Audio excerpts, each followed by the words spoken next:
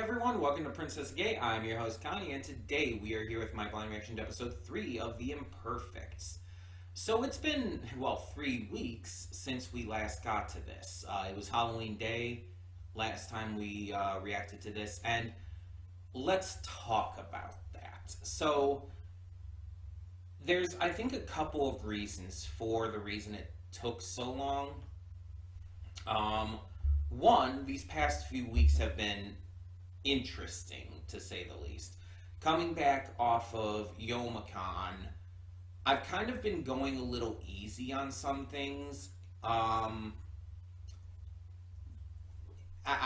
don't really have a huge reason why, but there's been like a lot of days where I just don't do much or don't want to do much, and I've had to kind of like push myself to do a little more over these past couple weeks. And I don't know if there's at first just exhaustion from the con, the week right after probably. Plus I was a little bit sick. I mean, nothing serious, nothing major, just a little cough and everything, slight sore throat, typical con crud. Luckily nothing beyond that. But it also started coming into some other things that have kind of come into light, I guess you could say. As you know, this series was canceled. I've talked about that before. It only got this single season before it was canceled because Netflix is going to be Netflix. It only has 10 episodes, and I guess basically the story is probably left incomplete. There's probably not like a conclusive ending. And there's a certain part of me, even subconsciously, while I'm enjoying the series, based on those first 2 episodes, there's a part of me that's just kind of having that dread of I'm gonna be left unsatisfied in the end. It's not like the Hunter x Hunter anime where the ending was actually a very satisfying conclusion. Even though it does continue past that, it's like I could be happy with where it left off. It's more akin to Pandora Hearts. If you remember, I tried reacting to Pandora Hearts. I had seen a little bit of it in the past and decided to try and react to it, and I ended up losing interest because I knew it was canceled and the story was never really completed. It just kind of left off. And because of that, my interest in it dwindled until eventually it just completely faded and I didn't want to react to it anymore. And I'm kind of worried the same thing is happening here for The Imperfects. Because I know that this series was canceled after only the first season and never had a chance to do anything more, I kind of have this subconscious disappointment and this like slowly lowering desire to continue. And it sucks because, like I said, I like this and I'm enjoying it. I'm into the entire kind of monster concept, the entire kind of like mythical creature thing. I like the aspect of the fact that these young adults are having to deal with this and the issues and just mental problems that they bring on. I like the hunt for Dr. Sarkov and everything, trying to find him, trying to like stop him and everything. Even Dr. Burke, who last episode is kind of implied to possibly be in the same situation as these 3. It's like even like she is proving to be an interesting mystery in and of herself. But despite all that I'm loving about it, I know that it just ends. I know that the season probably doesn't have a real conclusion. There was probably meant to be more. And I'll be honest, part of the main reason I decided to check this out and put it on the poll in the first place was because of Iñaki Godoy. because of how much I enjoyed him in the live action One Piece and everything. But I admittedly need to be real here with you guys. I'm going to keep giving it a shot here, but I think I have to make a decision by episode 5, by halfway through. By that point, I have to decide whether or not I'm going to continue this all the way through. I have to decide whether or not I want to just let it be because it doesn't, again, it was canceled, or if I feel like I want to at least see it through. Now, mind you, for all of you wondering, if I do end up dropping this, we will just go back to Vox Machina, of course. At this point, with as long as it's been, we will just return to Vox Machina. And if I end up finishing it, we'll just return to Vox Machina at that point anyway.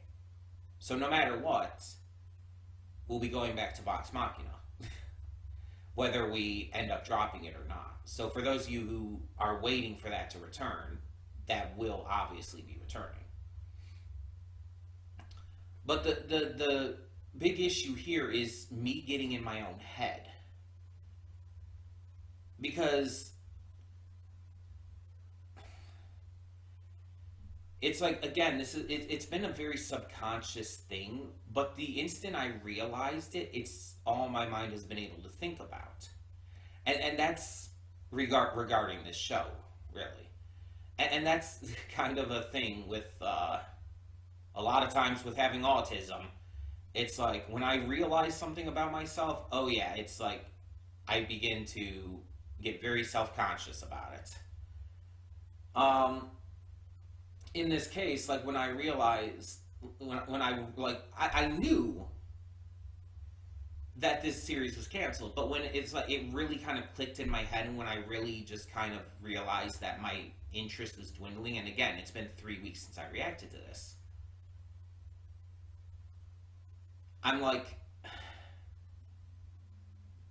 well, is this just going to get worse? And it just keeps like burrowing into my head. And it's like, even if I'm enjoying this, if I'm losing the interest in reacting to it, because I know it doesn't go anywhere, like, should I even bother continuing at this point? And it just keeps drilling into my head, and it's like, God damn it. Again, it's the same thing that happened with Pandora Hearts. I almost forgot the name there. I literally mentioned it just before. Again, I actually enjoyed Pandora Hearts, but I lost the interest in reacting to it because I felt like it was a wasted endeavor. Because it didn't end. And you could say, like, oh, but you could just, like, read the ending in the manga. And it's like, yes, but I'm also not a huge comic manga fan.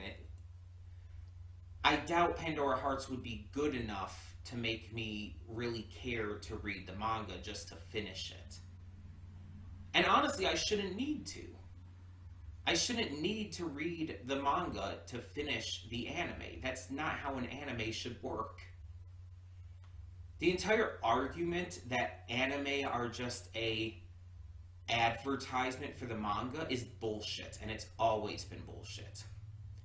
It is an adaptation, and it is meant to adapt the material.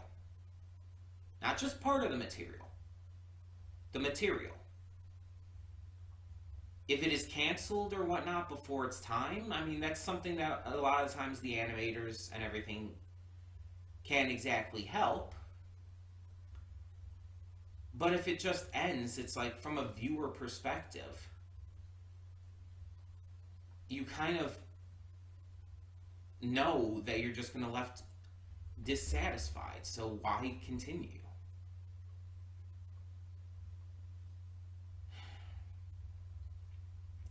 And again, this has been running through my head these past weeks, and that's why I haven't gotten back to it, because I've been like in my own head about it. I've been stressed about it.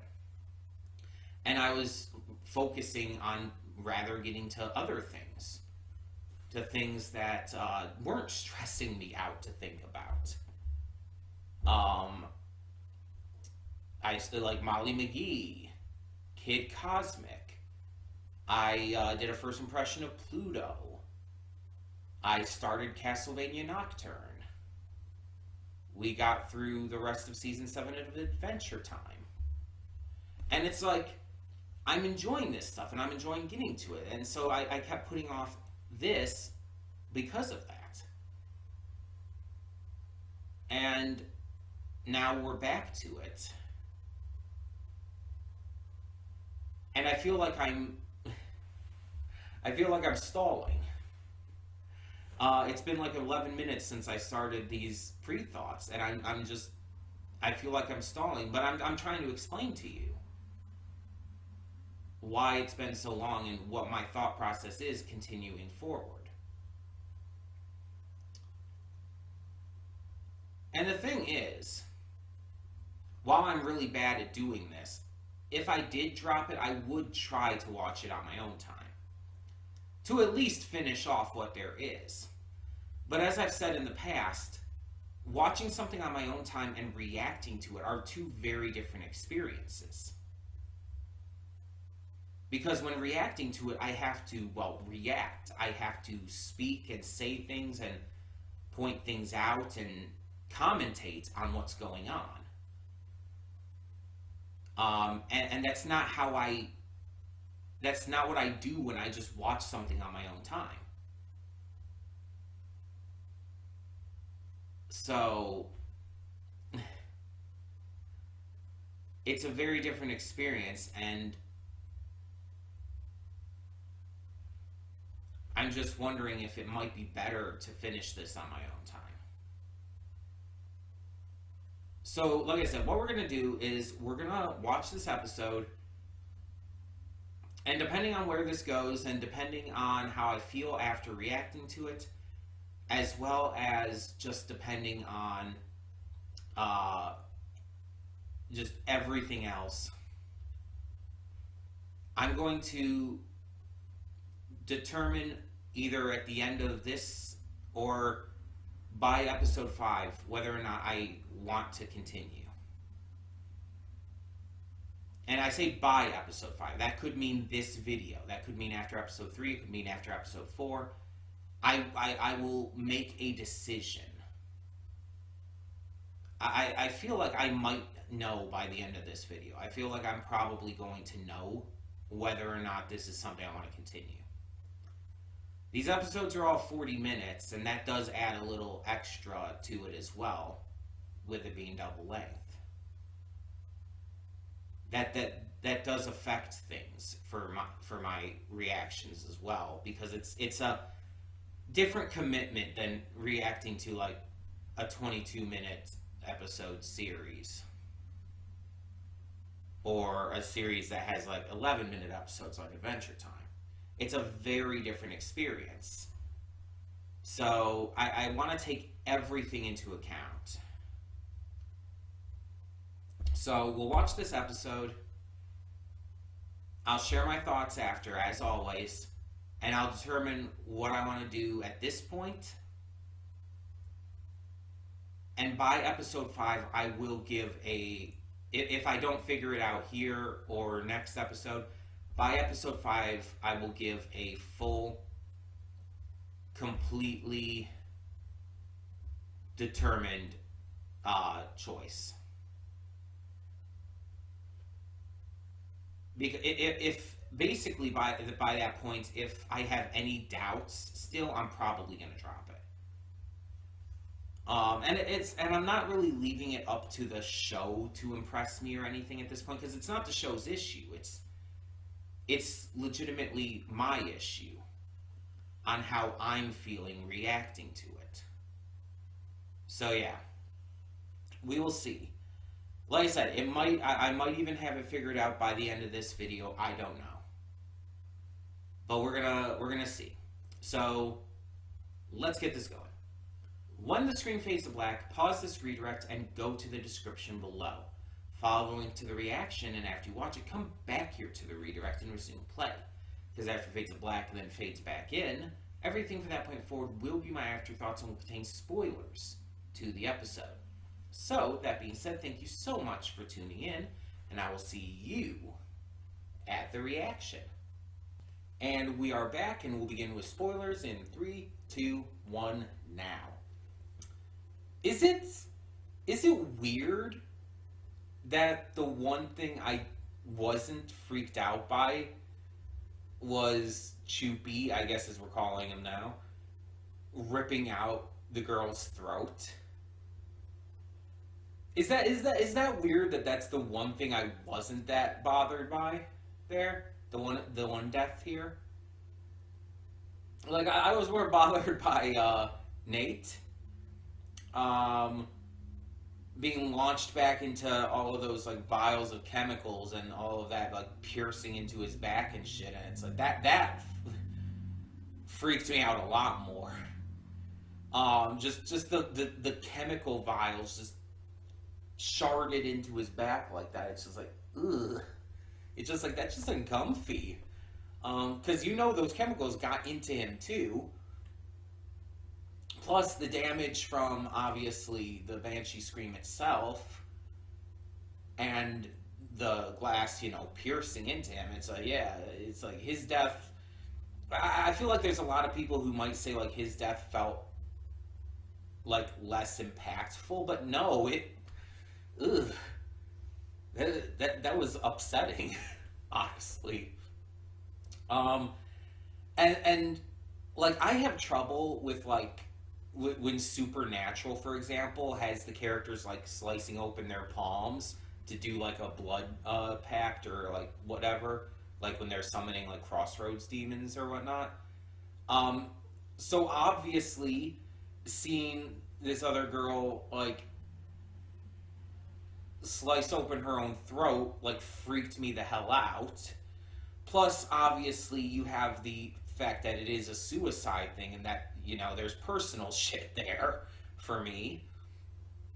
And on top of that, the fact that she's doing it completely out of her control, completely under the influence of these pheromones because of a, let's be honest, poor choice of words by Abby. It's just like that entire, like, combination of everything with that made that so extremely uncomfortable. It bothered the shit out of me. It's giving me chills thinking about it now. Like, I'm not even kidding you. It's not cold in here. I'm just like, ugh. Just heebie-jeebies. And yet, Choopy, like, tearing out this other girl's throat, it's like, oh no, that's fine. I've seen shit like that before. But it's like this other stuff, it's just, I don't know. I don't know why my brain is working that way. I guess maybe because when you have, like, a big, like, scary looking monster, you expect that kind of stuff. But when you see, like, vials of chemicals, your first thought isn't, oh, those are going to shatter into a dude's back as he's launched forward by the Banshee Scream. And then, and again, the suicide and lack of control and everything, that's just freaky. Like, the entire idea of, like, being, like, out of control of your body and everything, with your, like, being mind controlled in any way, shape, or form, is fucking terrifying. Like, mind control is one of the scariest things that I think could happen to a person. Because the idea of, like, being trapped in your body and mind while you're, like, under the control of someone else, again, no matter whether it's pheromones or any other kind of mind control you've seen in media, it's like the idea of that is so terrifying. It's kind of similar to the idea of, like, oh, what if, like, you're in a zombie situation and you're still in there, completely aware as your body is animating and moving around and killing people without your ability to stop it. Like, that's been brought up in a couple things, like the Telltale Skybound Walking Dead game. That was brought up in the final season of that. And it's like, that's a freaky concept.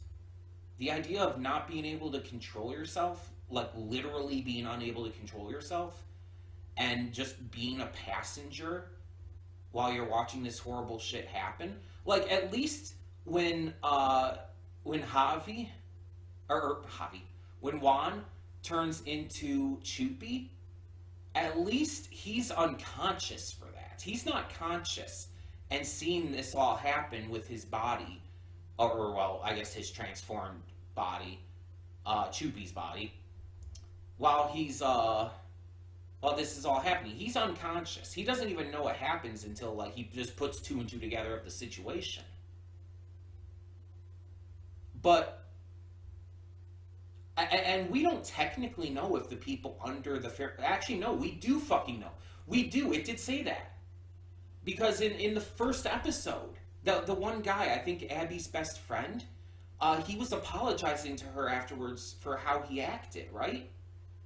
He was upset by what he had done because he knew what was happening the entire time. Which means this girl, this scientist, she fucking knew what was happening. She was like, she couldn't control herself. She was probably freaking out mentally in her head that she was slicing her own throat open until obviously death.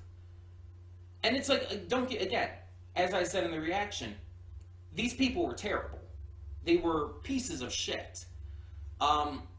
Who were trying to steal this scientific breakthrough to become billionaires, basically. And it's like, that's terrible, obviously. They clearly don't care that much about the lives of others. They don't necessarily want other people to die. That was made clear because they definitely didn't want Matthew to die. But they also don't seem too worried about it. And it's like, yeah, they're not good people. And you could definitely say with what they were doing and even the threats of what they were doing, they kind of deserved what they got. But I'm sorry. Again, the idea of being controlled and being just a passenger to your body literally killing you is so fucking terrifying. It's just like, I was just like, ugh. Not okay with that. We also had the subplot with the evil side of this. Because while our trio are trying to like resolve this all as peacefully as they possibly can, let's be honest, we have the other side. We have Hannah Montana. I know her name is not Hannah Montana. Before anyone says anything, it's Hannah Moore. But we have Hannah. And the woman, I don't know if the woman's name was ever said. But we have those two going out and apparently killing scientists. Well, the woman is, Hannah thinks that she's just like burning holes in cars with acid and stuff. In reality, no, we're killing this dude with toxic fumes. And this guy, we're just going to ignite with horribly reactive chemicals. That's horrific. Like, burning to death is already obviously one of the most terrifying and probably painful ways to die. So it's like, the fact that he was obviously so freaking scared, the fact that she was just tossing these at him, it's just like, and imagine how fucking like horrified and just like panicked he was while on fire. It's just like, Jesus. And again, it's very clear that it's like they want like revenge on Sarkov and all too, Hannah and this woman, but they are a lot more aggressive about it. They are a lot more murderous. Well, the woman is. Hannah, I actually don't think Hannah would be okay with this. Hannah was saying that she wishes they would get like bigger punishments than what she thought they were getting. But I actually don't think she would be okay with all these horrific murders.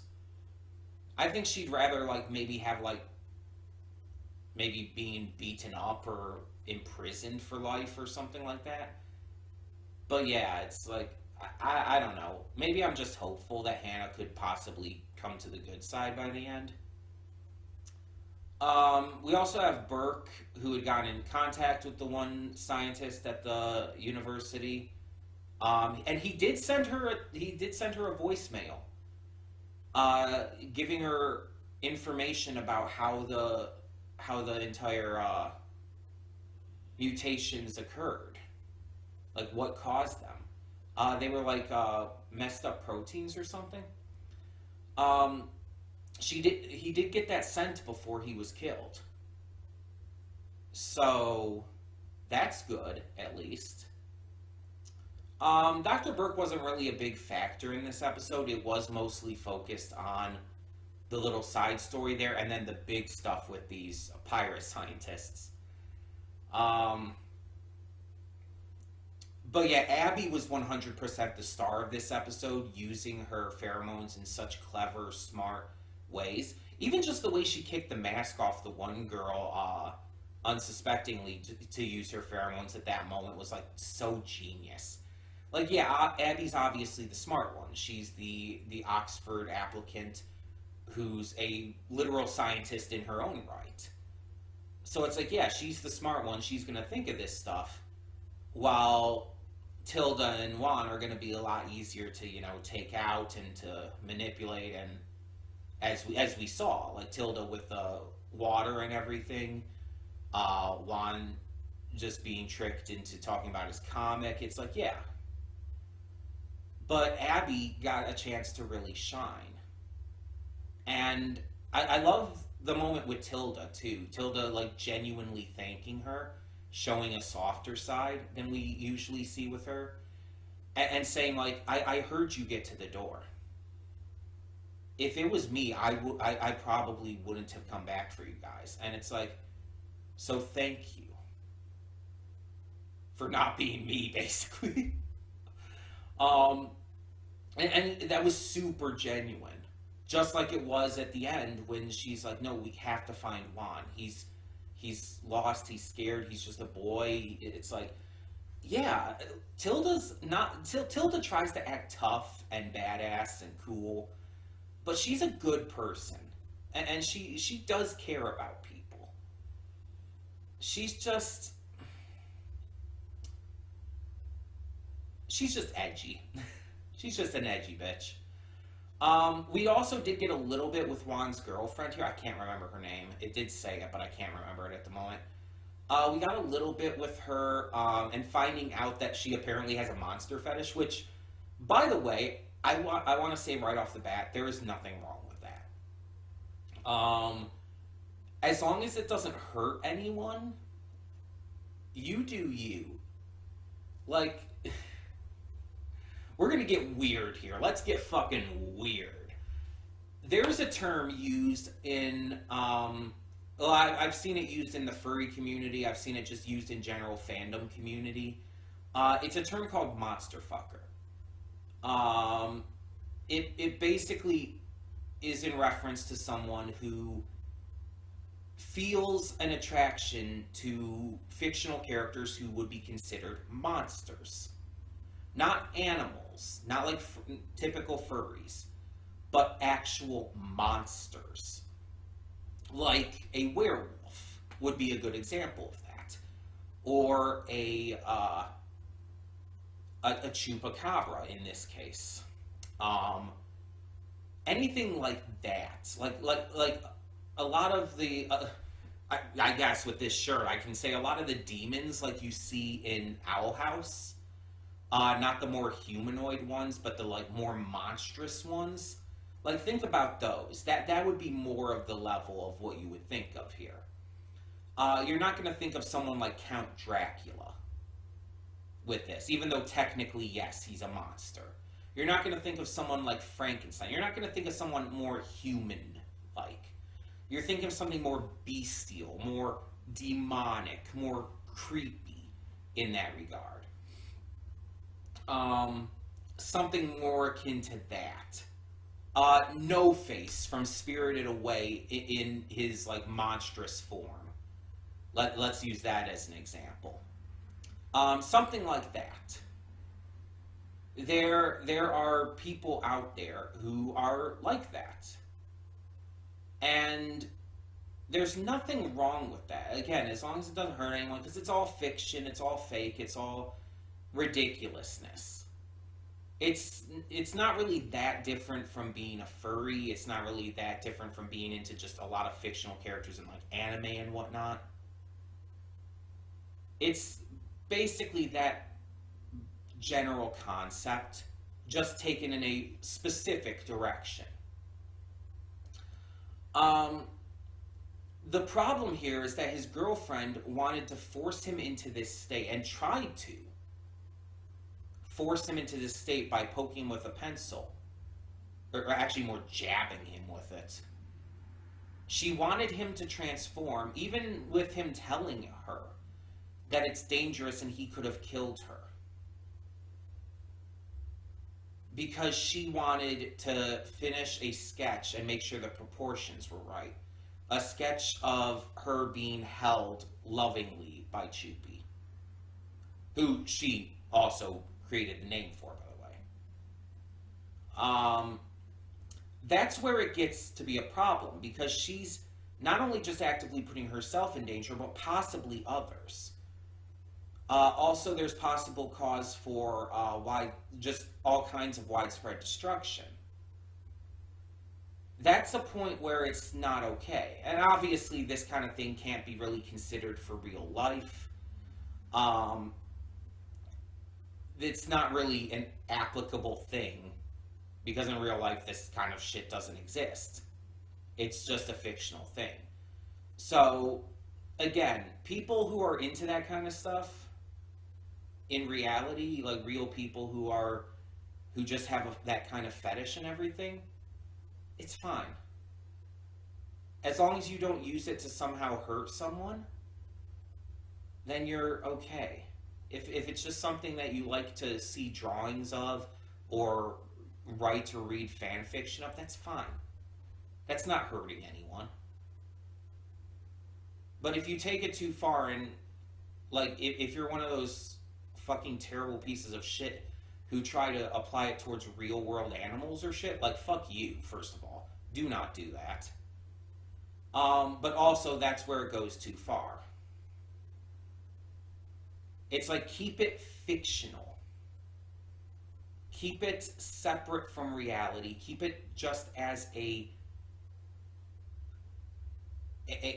fetish for art and fan fiction and stuff. Don't bring it into reality. And you're good. It's fine. It doesn't hurt anyone. It's okay. But yeah, like I said, in this, obviously, she was a problem. And Juan got angry. You could see, like, after she had jabbed and everything, when he was about to leave, he said, "We'll talk about this when I return." And he was angry. You could see that. Like, it wasn't just he was upset or confused or scared. He was angry. And you don't really see Juan get angry too often. He's not a really, like, angry, vindictive type of kid. So it's like, that really upset him. Because, I mean, your partner is supposed to be someone you can trust, and someone who you can, who can protect you and whatnot. No matter which way it goes, no matter who your partner is, no matter what your sexuality, your partner should be able to protect you, and you them. So it's like, the idea that, like, the literal opposite is happening here, yeah, that's upsetting. I don't blame him for getting angry. And yeah, it's just, just don't let this shit bleed into real life. Your father took you to see this Beauty and the Beast when you were young. Fine, whatever. But don't let it bleed into real life. Let it just be a fictional, personal thing.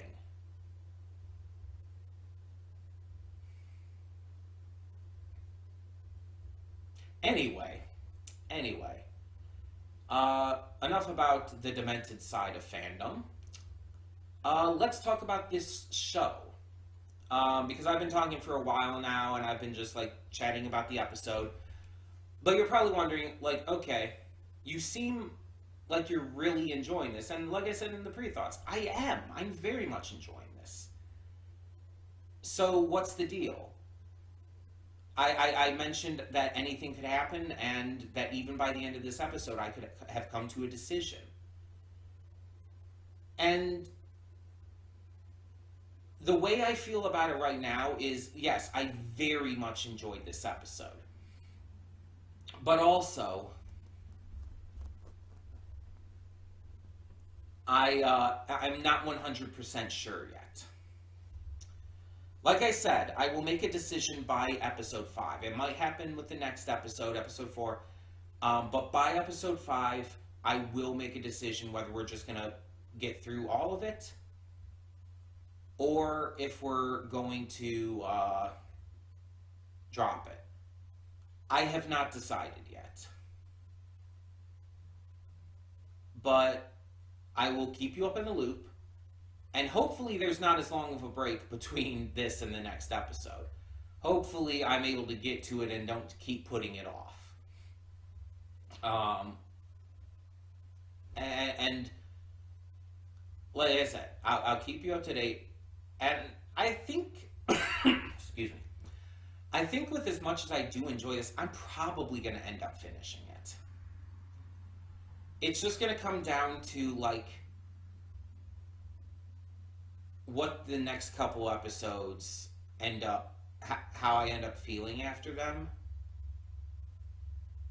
and as well as the in between, like how much, like I feel how much I want to get to these episodes each time.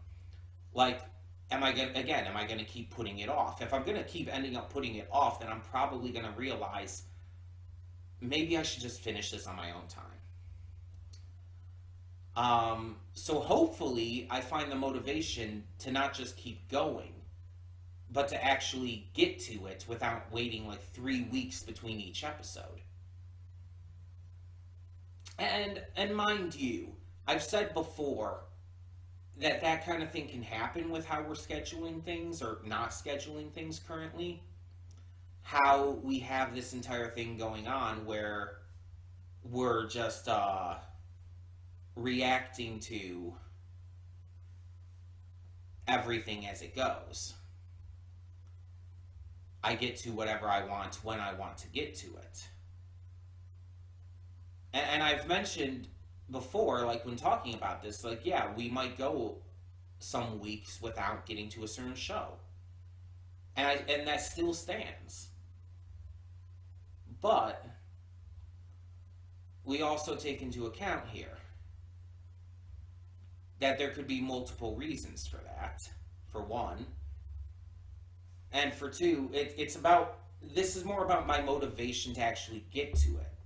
Some shows I might just not be getting to between weeks because I'm getting to other stuff that I want to get to a little more, and I just don't have the time. With this one, though, it has been a motivation issue. I haven't felt motivated to get to it for the past few weeks, but we'll see how it goes. I think I have another example I can give you actually in regards to this. Let me check real quick to be sure. I guess that would work. Fire Force. I didn't do a Fire Force episode reaction last week. Let's use that as an example. And the reason wasn't because I didn't want to get to it. In fact, I actually did want to get to it last week at multiple points. But I prioritized other things. And eventually I just didn't really have the time to get to it with other stuff that I was focusing on. So, yeah, it's more regarding that. I just wanted to focus on other things, and there was other stuff to take care of that was a bigger priority for me. But that's the only reason I didn't get to Fire Force last week. But like I said, it's been 3 weeks since we last did Imperfects, and that was a motivation issue. So it's just different stuff. It's just different stuff like that. And hopefully, my motivation for this series just rises back up. Especially after how good this episode was. Even if it did give me the heebie jeebies. Maybe it's just been a weird couple of weeks for me. That's always possible. I have mental illnesses. It's like I can have a few weeks where I'm just not at full game. That very much happens. Believe me. So, yeah. For right now, we're definitely continuing this. And I will keep you up to date. By episode 5, we're making a decision one way or the other. Basically, after episode 5, if I decide to continue it, we're continuing at that point. We're not going to drop it. Oh, excuse me. But I will make that decision, and I will keep you up to date with each reaction that comes. And again, hopefully it doesn't take too long till the next one.